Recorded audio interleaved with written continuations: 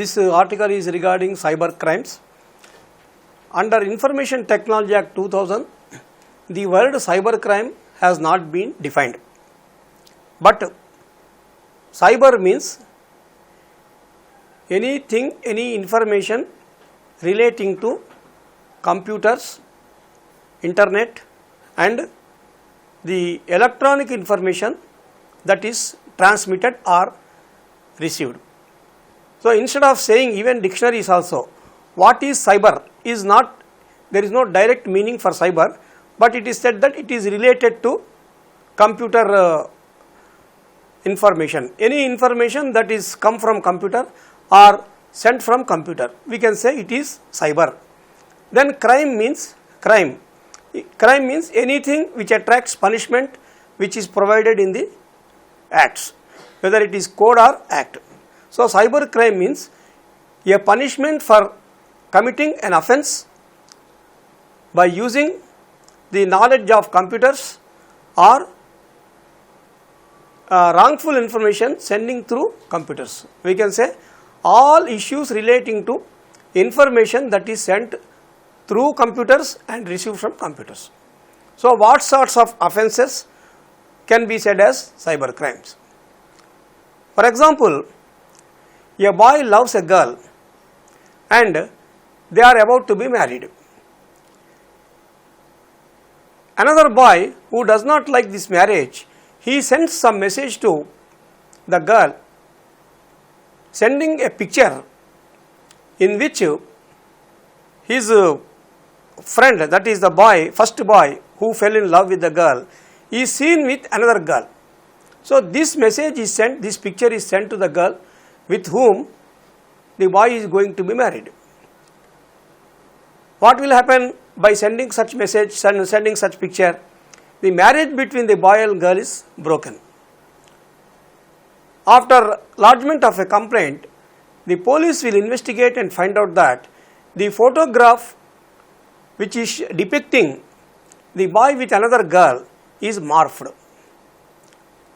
Then police will arrest the person who has sent such a false picture, and in the law, that is in the Information Technology Act 2000, which is a special enactment, central enactment, has got provisions right from 66, and under section 67 we can say the boy who has sent such a false picture or image is liable for punishment.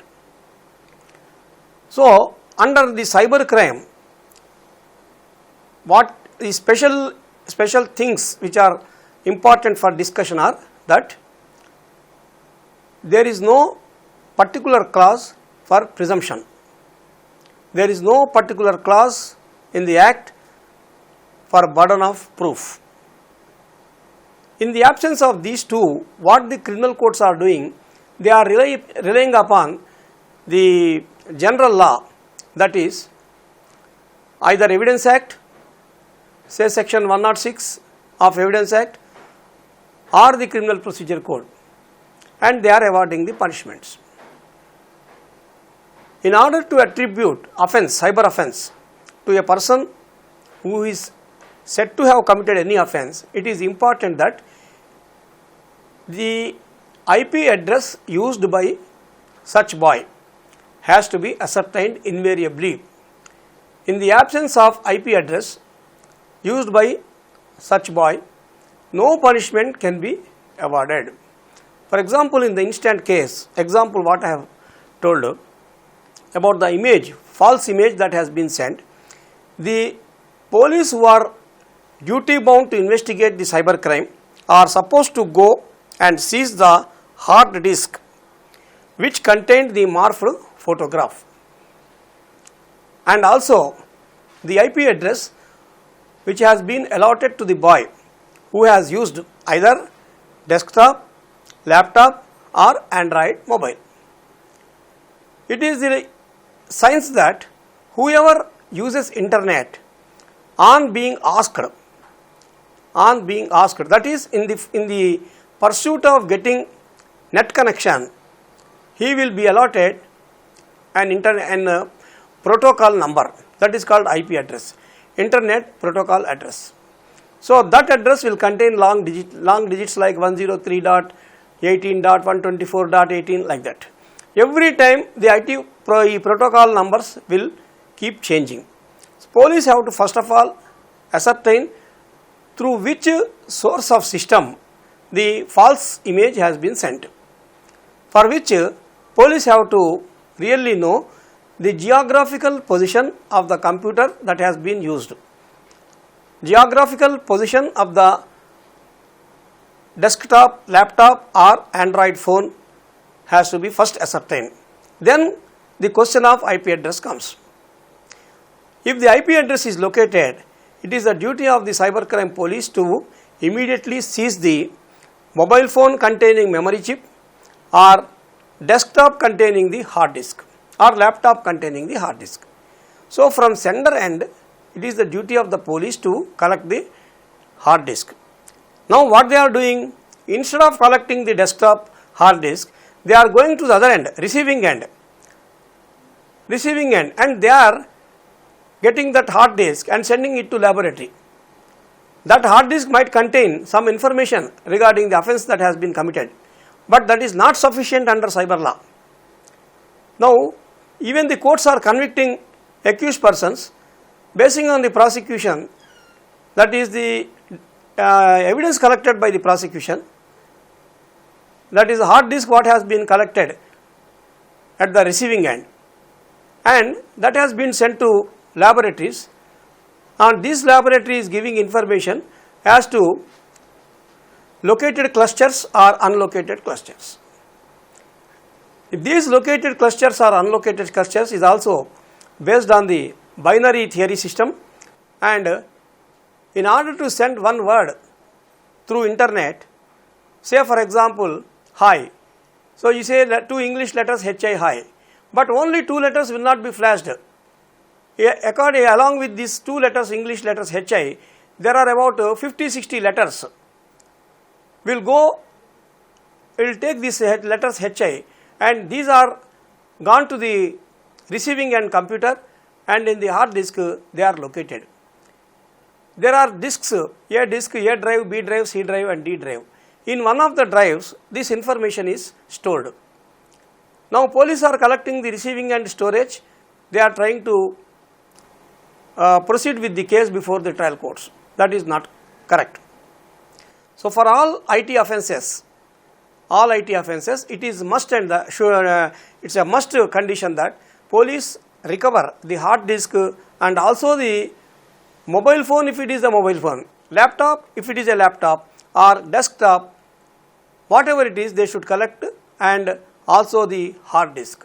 Under a cover of Panchanama, that is Mahazars, what we call 2 Mahazars at least, these articles must be seized, a report is given, signatures must be obtained of the accused or signatures of the witnesses must be obtained on that, seal them.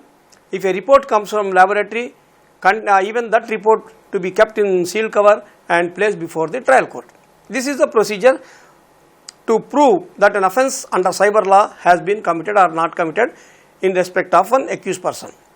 Now what is happening in a case, the CID police have conducted investigation regarding the cyber law offence, and they have, instead of seizing the hard disk from the user end, they have collected the hard disk at the receiving end, and that hard disk has been sent to laboratory. The laboratory gave a report. That report and also a CD were kept in a sealed cover and placed before the court during the trial. The investigation officer who has done this job of collecting hard disk from the receiving end, he was just giving evidence, and while it was a duty of prosecution to remove the seal of the cover and show it to the IO whether that was the particular hard disk he has collected or not. Question was not put to the IO, but simply the hard disk was got numbered as material object.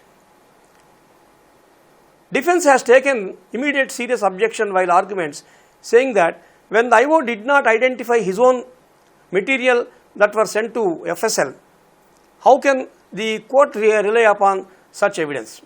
Then the magistrate has opened that sealed cover inside his chambers.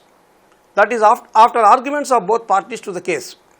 Inside his chambers, he has opened the sealed cover, and by playing it with the help of a laptop, he comes to an opinion that the accused has committed a crime under cyber law. But that is wrong.